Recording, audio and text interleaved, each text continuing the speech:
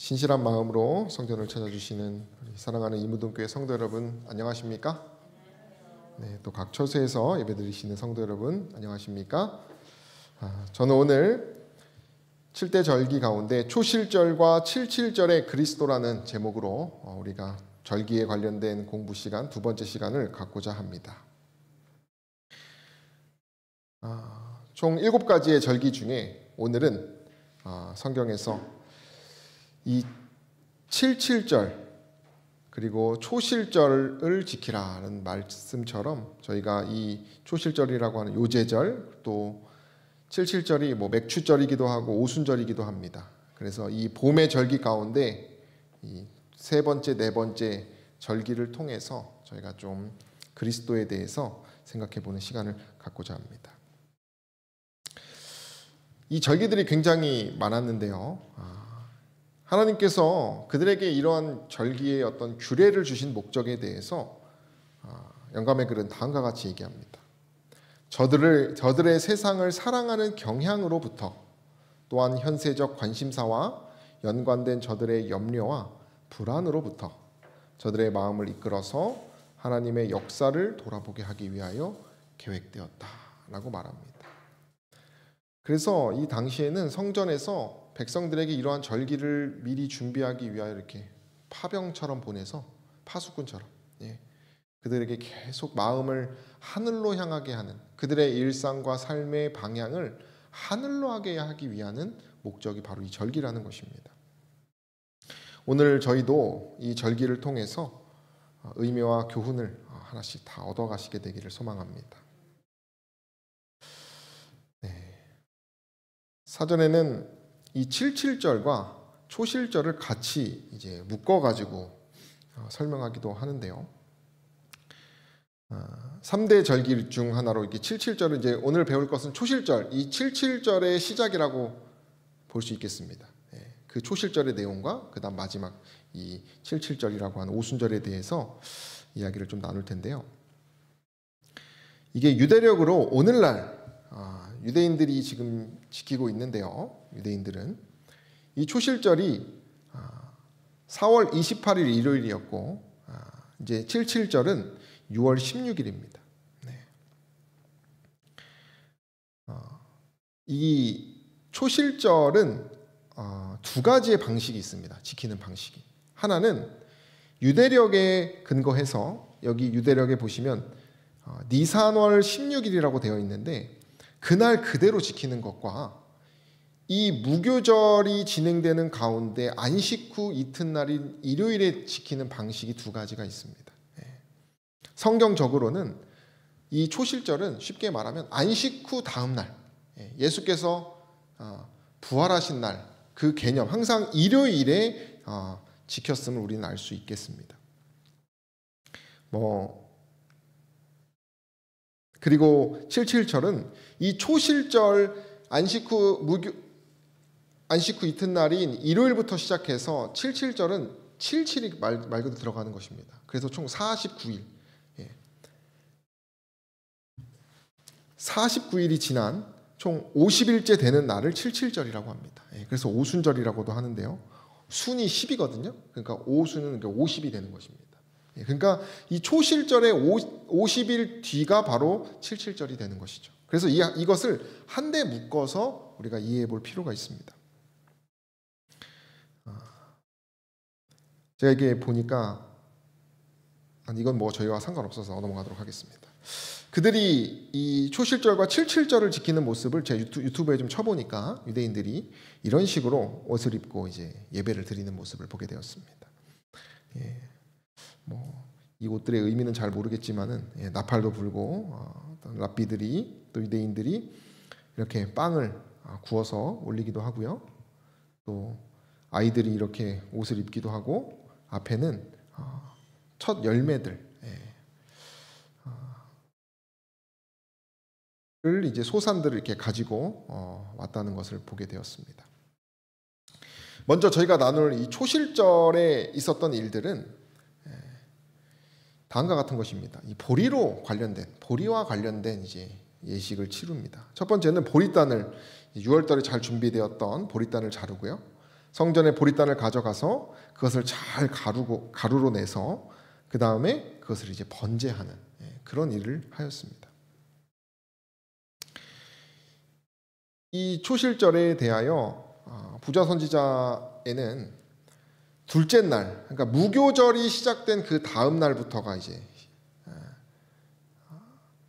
그 유대력에 의해서는 이제 초실절이 됩니다. 그러나 이제 성경적 날짜에 의하면은 무교절 다음 날이 아니고 무교절이 있는 바로 안식일 다음 날인 일요일에 시작됩니다. 그러니까 쉽게 말하면 뭐냐면 이제 여기서는 유대력에 의해서 써 있는 것이고요. 영감의 글은 만약에 목요일이 무교절이다.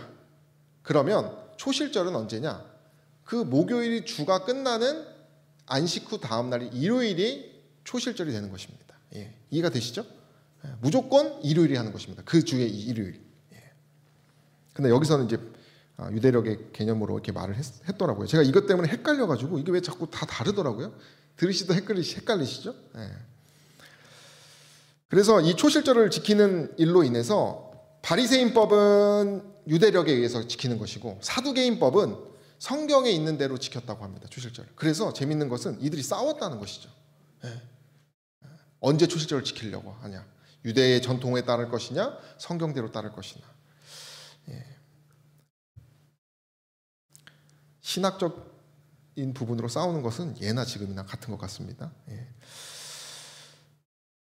이때는 이렇게 얘기합니다. 팔레스틴에서는 보리가 처음으로 수확되었는데 절기가 시작될 무렵에는 결실하기 시작하였다. 제사장은 만물이 하나님의 소유라는 사실에 대한 인정으로 이 곡식단을 하나님의 제단 앞에서 흔들었다. 이 의식이 거행될 때까지는 수확을 할 수 없었다. 네. 이 초실절 이후에 이런 하나님께 예배를 드린 이후에 이제 수확도 하고요. 그 다음에 거래도 하기 시작했습니다. 네. 그들이 어떤 이런 수확을 얻는 그런 감사의 기준을 항상 하나님의 예배로부터 시작했다는 개념이 중요한 것이죠. 하나님께서는 너희의 곡물의 첫 이삭 한 단을 안식일 이튿날에 흔들라 이렇게 기록하고 있습니다. 성경은. 이 안식일 이튿날이 언제겠습니까? 일요일인 것이죠. 그러니까 항상 이 초실절은 일요일날 성경적으로는 드렸다는 것입니다. 수많은 사람들이 이 곡식단을 벨 때 이렇게 칭찬과 어떤 박수 갈채를 받으면서 기쁜 마음으로 이 열매를 거두면서 성전으로 가져갔다고 합니다.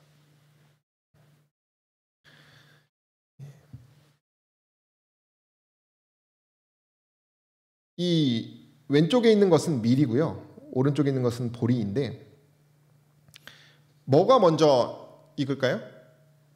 보리가 먼저 익습니다. 그죠? 보리가. 예. 그래서 초실절에는 이 보리로 하는 것이고요. 77절, 초실절의 50일 이후인 이 77절에는 이 밀을 가지고 빵을 만들었습니다. 이 보리로 드린 예배의 초실절의 개념은 곡식들이 익기 시작했다는 뜻입니다. 이것은 그들에게 모두 거둘 수 있음을 희망하는 그러한 개념에서 그들이 생각을 하고 있었습니다.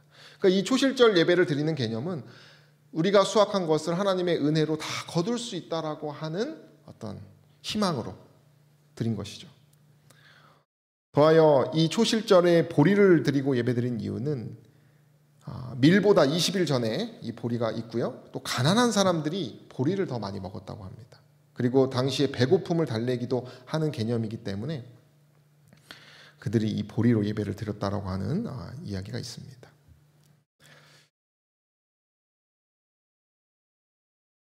이 초실절에는 이렇게 보리가루로 또 이렇게 잘 이렇게 만들어서 이렇게 하나님께 드리기도 하고요. 보리를 이런 후라이팬으로 볶아서 맷돌로 갈아서 가루로 만들어서 번제로 드리기도 했다고 합니다. 마리아가 무덤으로 향한 날이 초실절이기도 하고요. 네. 저희가 먼저 일단 초실절이 어떤 날인지 보고 또 예수님에 대해서 연결해 보도록 하겠습니다. 네, 여기 바로 이 성전에서 첫 열매 보리단을 곱게 갈고 있는 모습입니다. 이 그림은 초실절 제사를 다 드린 후에 곡식 판매가 시작된 모습을 보게 됩니다. 이 초실절의 개념은 첫 열매를 드리는 개념입니다. 첫 열매. 우리가 고린도전서 15장 20절에 보면 우리 함께 읽어볼까요? 그러나 이제 그리스도께서 시작 그러나 이제 그리스도께서 죽은 자 가운데서 다시 살아 잠자는 자들의 첫 열매가 되셨도다라고 말합니다. 이 첫 열매라고 하는 것은 남은 전체를 대표하는 개념을 가지고 있습니다. 예. 유대적으로 봤을 때 로마서 11장 16절에 보면 제사하는 처음 익은 곡식 가루가 거룩한즉 떡덩이도 그러하고 뿌리가 거룩한즉 가지도 그러하니라 라고 말하고 있습니다. 이것이 유대인들이 가지고 있는 첫 열매를 통해서 전체를 생각하는 개념입니다. 우리가 떡잎부터 알아본다라고 말하지 않습니까? 한국에서는 그런 개념인 것이죠. 이 용어는 남은 부분에 대한 약속과 보증인 것입니다. 초실절은 새로운 생명의 시작을 상징하기 때문에 우리가 여기서 얻을 수 있는 교훈은 그리스도께서 첫 열매가 되셨다는 것은 무엇입니까? 그분이 생명으로서 계신 분이신데 그분이 첫 열매가 되셨다는 것은 끝도 어떠다는 것이에요? 전체가 생명이라고 하는 개념을 우리에게 알려준다는 것입니다. 그래서 우리는 그리스도 안에서 끝까지 새로운 생명을 다 얻을 것에 대해서 감사하는 그러한 신앙을 가질 필요가 있는 것이죠. 그분의 부활과 새로운 영원한 생명에 대해서 우리는 생각해 볼 필요가 있는 것입니다. 그래서 바울은 이 고린도전서 15장 20절에 첫 열매가 되셨다라고 말하면서 백성들의 운명이 그리스도의 운명과 연결되었다는 사실을 알려준 것입니다. 그리스도의 운명은 잠자는 자들의 첫 열매가 되셨습니다. 그는 부활의 열매가 되셨고, 그죠? 생명의 열매가 되셨어요. 그래서 그분의 부활은 우리의 별개의 사건이 아니라 우리의 운명까지도 연결되는 그러한 사실이라는 것이죠. 더하여 이 첫 열매가 됐다라고 하는 개념은 처음이라는 개념과 같은 것입니다.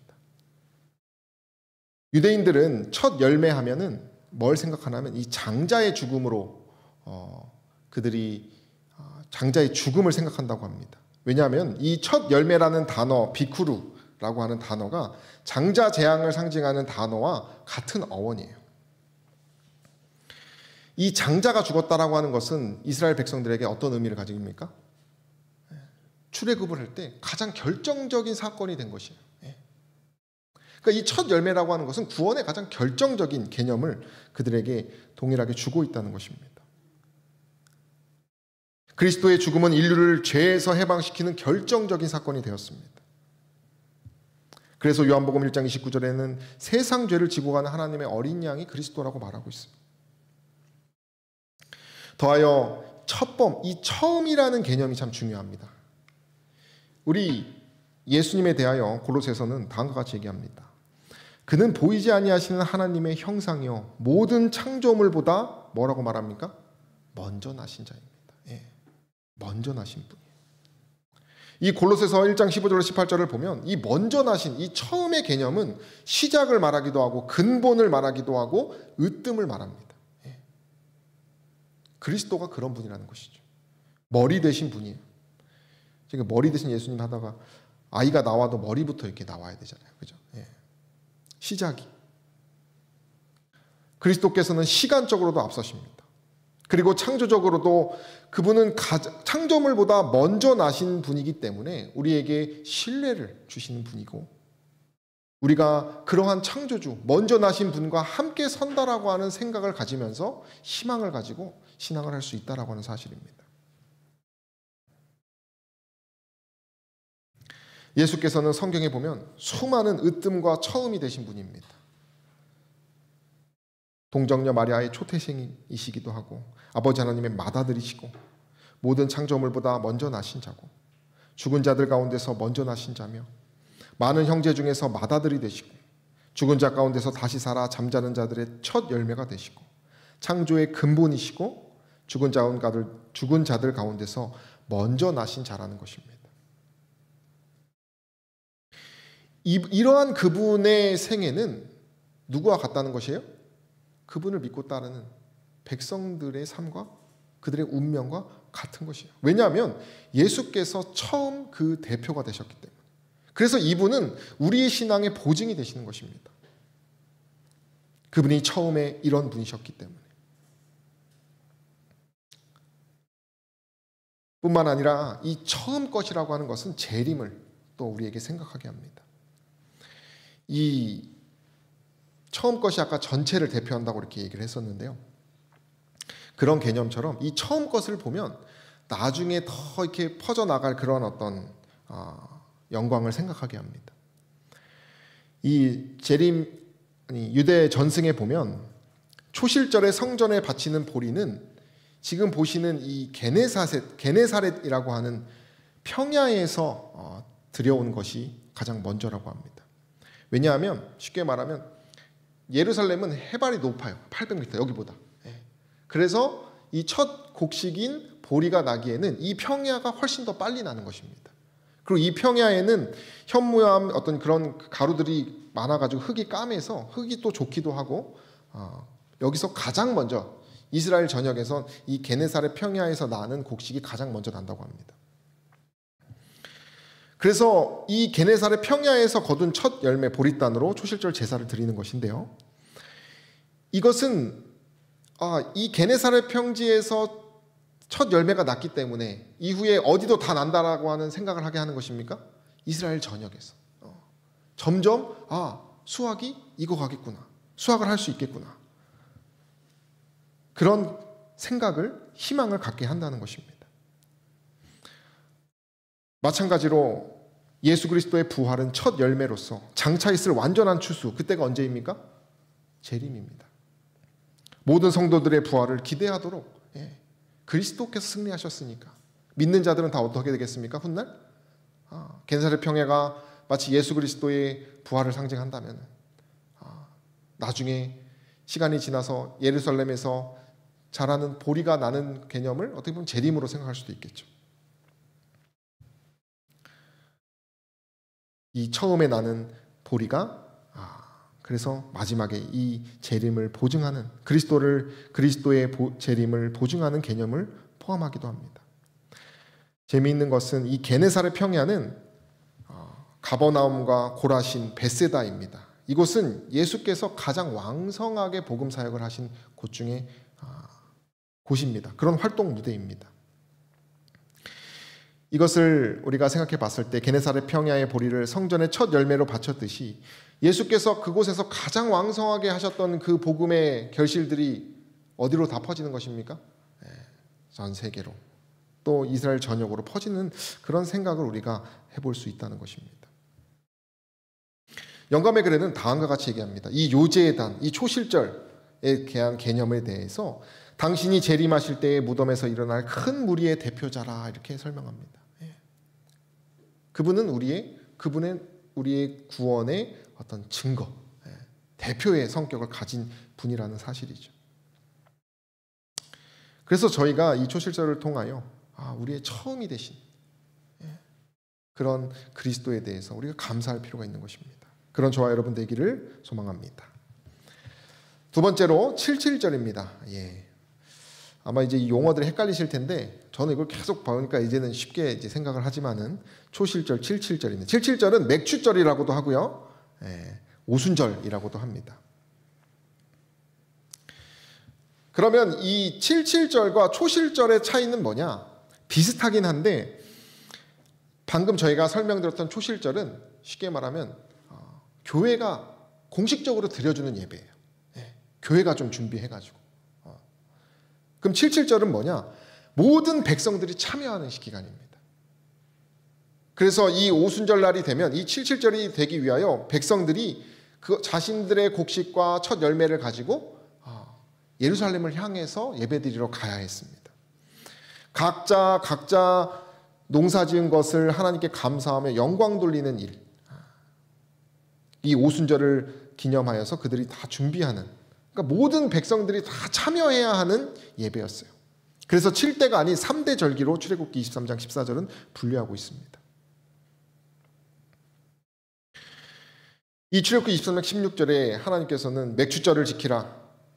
이는 내가 수고하여 밭에 뿌린 것의 첫 열매를 거둠이니라 라고 말씀하셨습니다. 그러나 이것은 곡식을 파종하고 그것을 거두어 드리게 되어서 하나님께서 명령하신 것이 아니라 미래 가나안에 들어가서 파종을 소득할 것을 예상하시고 예수께서 명령하신 것입니다. 하나님께서. 그래서 우리가 오순절 하면은 신약의 오순절을 생각하게 됩니다. 이 우리가 신약의 오순절은 뭘 상징합니까? 수많은 열매가 부흥 이런 개념을 가지잖아요. 그래서 구약의 맥주절도 이 수많은 곡식들을 다 이렇게 거두어 들이는 개념을 포함하고 있어요.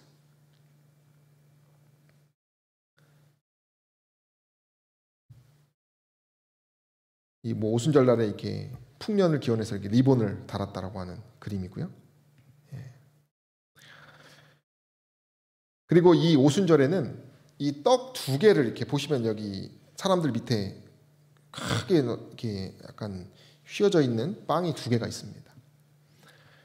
이 77절에는 이 떡 두 개가 중요한데요. 이것은 축복이라는 단어로 불리우는 빵인데요. 축복의 시작, 이 오순절의 어떤 이 예배의 축복의 시작이 이 두 개의 빵이 기초가 됩니다.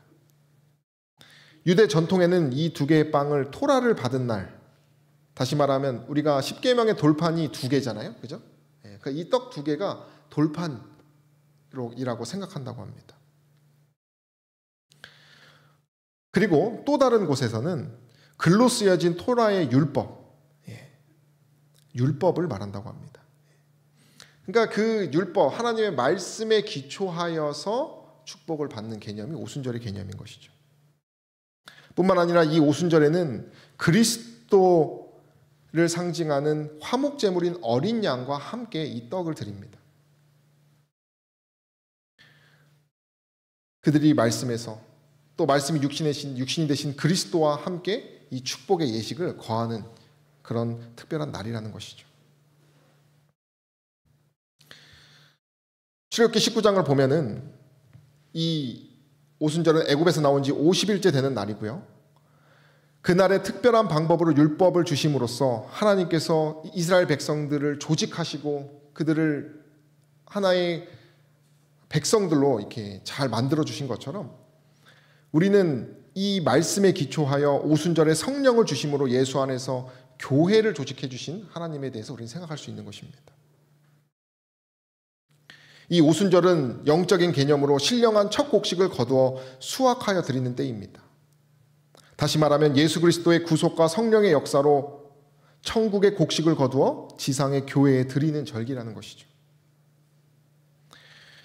이 오순절의 이 풍요는 사도행전에 우리가 잘 아는 그 오순절 성령 사건과 연결되는 것입니다. 성령 강림으로 초대 성도들이 변화되고 능력을 받아서 세계에 복음을 전하는 교회가 됐던 것처럼 이 오순절의 개념은 그런 특별한 개념을 포함하고 있다는 것이죠. 그래서 백성들은 이 오순절 날에 계수를 했다고요. 오메르라고 하는 계수법인데요. 이제 초실절 이후부터 50일을 세는 것입니다. 오메르 1, 오메르 2 하루하루 지나갈 때마다. 그래서 그들이 이러한 하나님의 축복, 이 오순절 날의 축복을 기대하면서 그들이 살았다는 것이죠.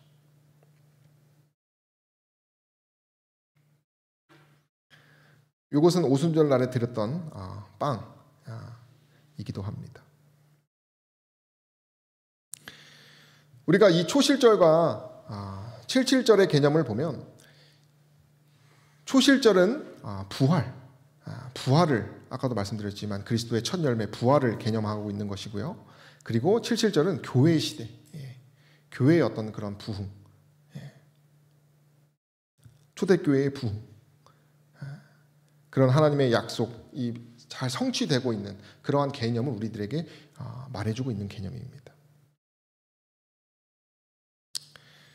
그래서 저희가 6월절부터 지금 77절을 배웠는데요.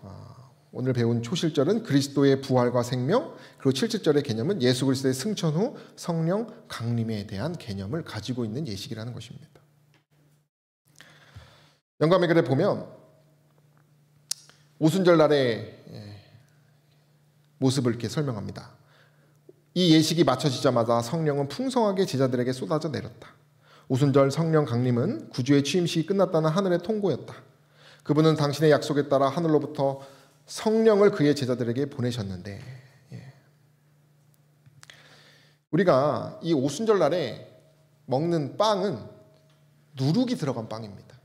그것이 바로 이 오순절의 성령의 부흥을 상징하는 것이죠. 누룩이 들어간 빵은 어떤 개념입니까? 부풀어 오르는 것입니다. 유일하게 누룩이 들어간 빵을 만드는 날이 오순절입니다.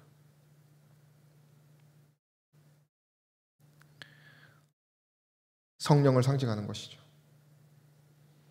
영감의 글에는 열매를 드린 후 초실절에 열매를 드린 날 이후 50일째 되는 날이 오순절이었는데 이날 누룩을 넣어서 되었다 이렇게 기록하고 있습니다. 누룩이 반죽에 들어가면 반죽 전체를 변화시키는 것처럼 첫 열매에 대해 행해진 것은 그것이 대표하는 그 더 큰 집단의 더 큰 부흥에 대해서 우리에게 생각하게 됩니다. 반죽의 일부를 첫 열매로 바치면 전체가 거룩하게 된다는 개념이기도 합니다. 다시 말하면 이 오순절의 이 누룩의 개념은 같은 종류의 더 많은 것들이 그 작은 부분에 그 첫 열매적인 어떤 부분에 누룩이 들어가서 빵이 만들어지는 것처럼 나머지 부분도 더 크게 누룩을 넣으면 더 커지지 않겠습니까? 그래서 그런 부흥에 대한 개념을 우리에게 설명해 주고 있다는 것입니다.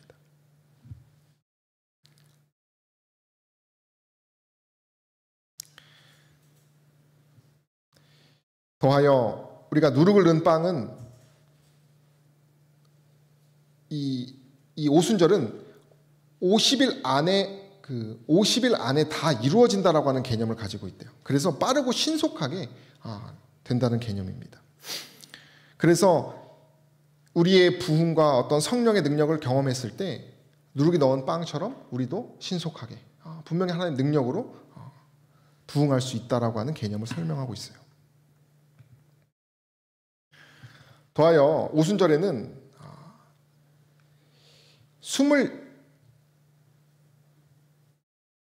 26마리의 짐승이 드려졌는데요.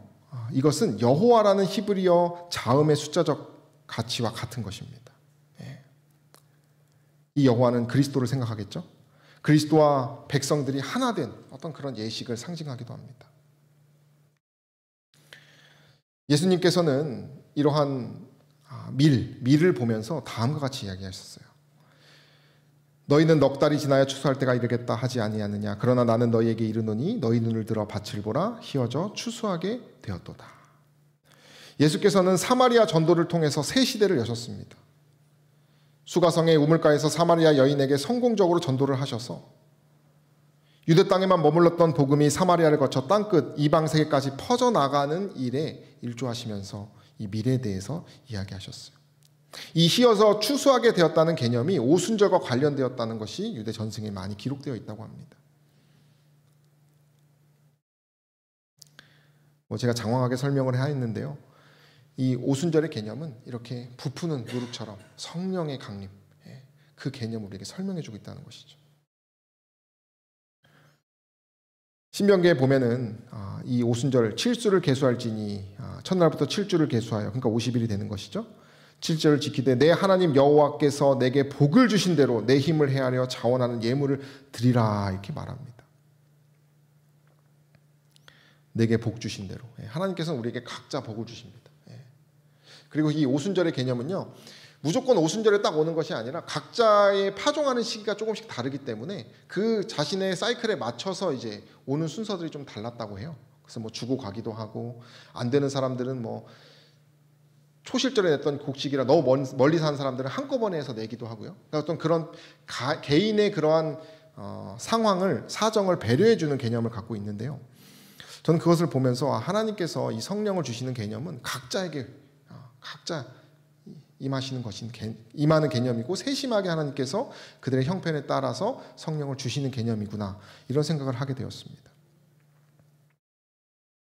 내 힘을 헤아려 자원하는 예물을 드리라. 자원하는 예물을 왜 드립니까? 하나님께 너무 감사하기 때문에 드리는 것이죠. 그래서 이 첫 열매는 나중에는 자손들의 수확, 어떤 그런 것까지 다 연결돼서 더 큰 수확까지도 그 이스라엘 백성들이 생각을 했다고 해요. 하나님의 복에 대해서.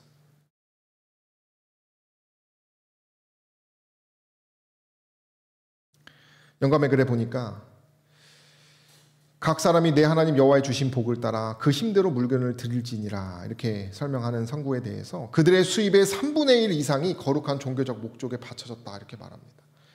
이게 쉬운 일이 아니죠. 그죠? 그러나 그들의 마음이 왜 그랬겠습니까? 정말 하나님 앞에서 하나님께 드리는 것이 아깝지 않은 것이죠. 감사의 제사였기 때문에. 죄를 대신하여 자신을 희생하시고 그 부활의 개념과 또 그 부흥, 어떤 그 능력을 더 크게 부어주시는 하나님께 감사하는 개념으로 그들이 그런 삶을 살아갔다는 것입니다. 제가 재림연수에 갔을 때 돈에 대한 개념을 좀 배웠었는데요. 거기 있던 원선장님이 일단 첫 번째 목회자들은 월급에 맞게 살아야 된다. 그 개념과 빚내서 살면 안 된다라는 개념과 전 이게 인상 깊었는데 자신은 헌금을 최대한 많이 내려고 애쓴다고 하더라고요. 그분이 제가 여러 강의를 들었지만 정말 하나님에 대한 감사와 충성의 마음으로 이렇게 목회를 하고 계셨다는 생각을 많이 했거든요. 그래서 그들이 어떻게 3분의 1 이상을 종교적인 목적에 하나님께 헌신했을까? 아마 하나님께 대한 감사가 커지 않았을까? 그것이 전부가 아니었을까? 이런 생각을 해보았습니다. 그리고 이 초실절과 칠칠절의 또 마지막 때의 의미는 하나님의 심판을 통과했으나 우리가 무교절이 뭡니까? 그 죽음의 그림자 유월절을 통과한 개념이죠. 구원을 받은. 그래서 죄가 없이 되는 그 누룩 없는 빵을 먹는 것이 무교절인데요. 그래서 심판을 통과한 개념을 가지는 것이죠. 심판을 통과했지만 죽음을 경험한 사람들이 그리스도의 부활을 본받아서 다시 생명을 회복하고 부흥하는 사실을 예표하는 개념으로 우리에게 교훈을 주고 있습니다. 그러니까 우리는 그리스도의 부활을 본받아 그분의 품성을 열매 맺고 정말 그 생명을 가지고 살아야 되는 것이죠. 그 하나님께 구원받은 그 감사와 감격의 그 감동의 어떤 삶을 살아가는 것이 오늘날 우리들에게 필요한 적용이라는 것이죠. 끝으로 그 오순절 날 그들이 이제 이스라엘 백성들이 이렇게 행진하는 모습을 이렇게 보면서 그들이 이렇게 오순절을 행진할 때 각 24개의 지역에서 각 지역에서 한 곳에 모여가지고 이제 오순절을 예배를 드리기 위해서 이렇게 행진을 했다고 해요. 행진할 때는 이 소를 앞에 두고 이 소의 뿔에 금으로 장식하고 올리브 잎으로 관을 씌우고 모두가 이렇게 피리를 불면서 이게 정말 축복으로 감사하면서 갔다고 합니다. 그리고 이 한쪽에는 그들의 첫 열매 바구니를 들고 또 비둘기를 장식해가지고 이 장식은 부자들은 금과 은으로 된 바구니를 하고요. 가난한 사람들은 나뭇가지로 만든 바구니.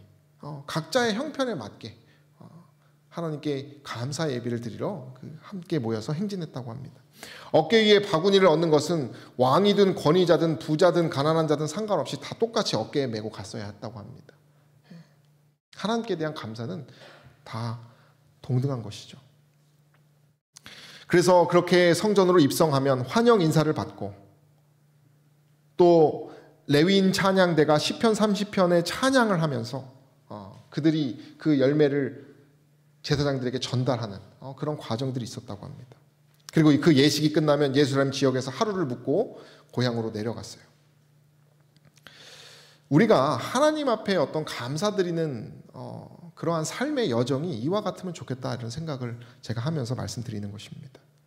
시편에 보면 그들이 하나님께서 주시는 그들이 어떤 먹고 사는 어떤 그러한 만물을 주관하셔서 복 주시는 개념에 대해서 찬양하는 기록이 있어요. 저가 가축을 위한 풀과 사람의 소용을 위한 채소를 자라게 하시며 땅에서 식물이 나게 하시고 사람의 마음을 기쁘게 하는 포도주와 사람의 얼굴을 윤택해 하는 기름과 사람의 마음을 힘입게 하는 양식을 주셨도다 라고 하면서 찬양하는 모습이 있습니다. 저와 여러분들도 하나님께 첫 열매를 드리는 이 유대인들의 전통을 통해서 우리도 삶의 모든 영역에서 이러한 삶의 감사를 표현하고 하나님께 헌신의 마음으로 우리가 신앙하면 참 좋겠다는 생각을 갖게 됩니다. 저 여러분들이 오늘 초실절과 칠칠절에 나타나는 그리스도를 간단하게 보았는데요. 결국에는 우리가 얼마나 그리스도를 성경을 통해서 공부하느냐 또 새롭게 공부하느냐가 관건인 것 같습니다. 영감의 글에 보면 우리가 그리스도의 생애를 깊이 명상하는데 매일 1시간을 바치는 것은 매우 좋은 일이다. 우리는 그의 생애를 한 조목 한 조목씩 연구하고 각 장면, 특히 그의 생애의 마지막 장면을 확실히 머릿속에 그릴 것이다. 이와 같이 우리가 우리를 위한 그의 크신 희생을 깊이 생각할 때에 그에 대한 우리의 신뢰는 더욱 굳어질 것이며 우리의 사랑은 격발되고 우리는 더욱 그리스도의 정신에 깊이 물들게 될 것이다 라고 말해주고 있습니다. 이스라엘 백성들이 그러한 절기를 통해서 그리스도를 많이 묵상하며 살았던 것처럼 저 여러분들도 이 말씀으로 또 여러 권면으로 우리가 그리스도에 대해서 그 정신에 푹 젖어서 승리하는 생애를 사는 저 여러분 되기를 간절히 바라며 말씀을 마치겠습니다.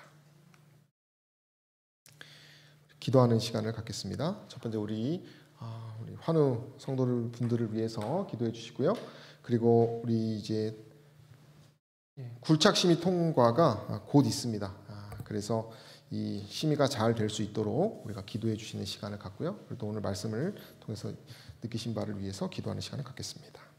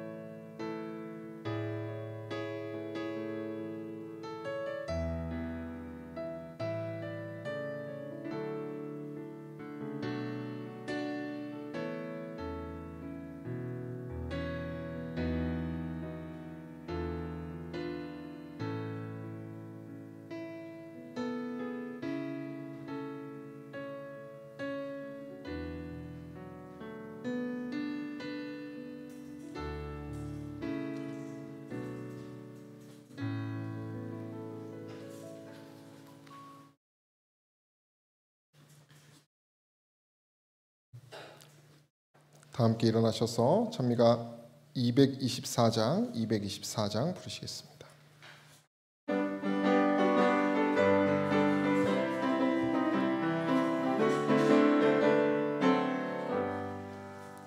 내가 매일 기쁘게 순례길을 행함은 주의 팔이 나를 안보함이요.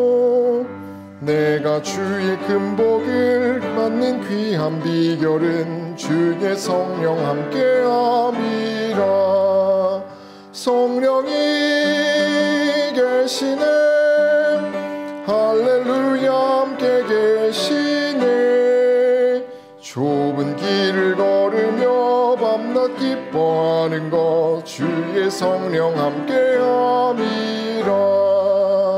전에 죄에 빠져서 평안함이 없을 때 예수 나를 위해 죽으심 듣고 그 발 아래 엎드려 크신 평화 얻음은 주의 성령 함께함이라.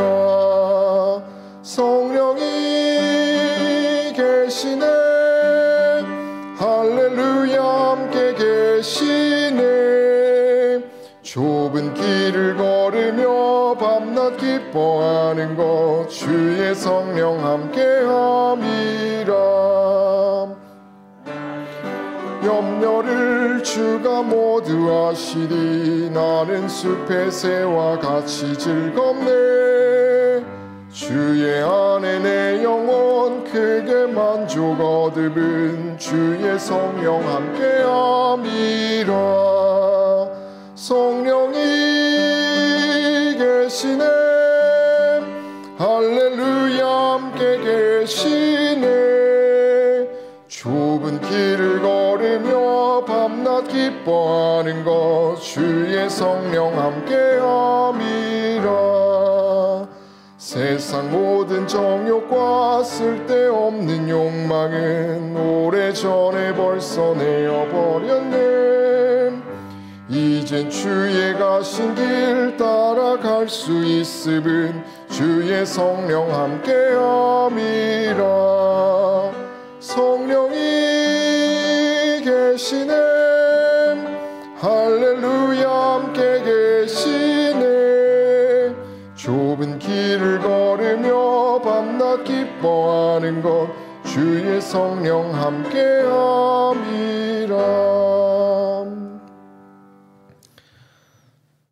사랑이 무궁하셔서 저희들에게 의의 길을 마련하여 주시고 인도하여 주신 우리들의 아버지 하나님, 오늘 저희가 초실절과 칠칠절에 나타난 그리스도의 의미를 통하여 우리에게 첫 열매로 그 부활로 재림을 소망케 하시고, 또 칠칠절의 교훈으로 그 누룩 들어간 빵처럼 또 율법에 기초하여 이스라엘이 만들어진 것처럼 우리의 교회에 그 부흥을 하나님께서 약속하셨음을 생각할 수 있도록 인도해 주시니 감사합니다.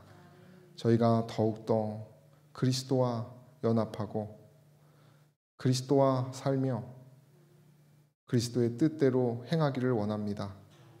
하나님 함께하여 주셔서 유대인들이 전심으로 살았던 것처럼 저희들도 그리스도에게 전심으로 나아가는 주님의 제자들 될 수 있도록 은혜 베풀어 주시옵소서. 예수님의 이름으로 간절히 기도드립니다.